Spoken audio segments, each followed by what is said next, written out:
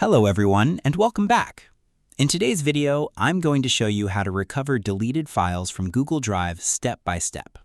If you've accidentally deleted a file, Google Drive makes it easy to restore it as long as it's still in the trash. So let's get started.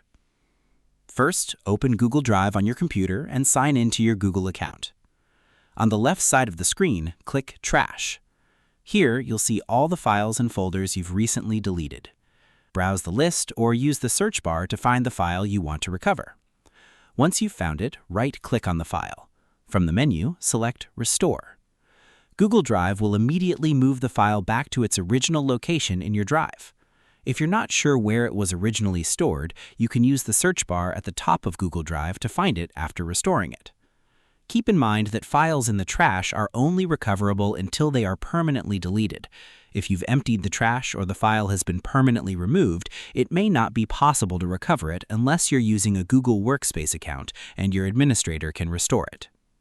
To avoid losing important files in the future, consider organizing your files into folders and keeping backups of critical documents. And that's it. You've successfully learned how to recover deleted files from Google Drive. Thanks for watching.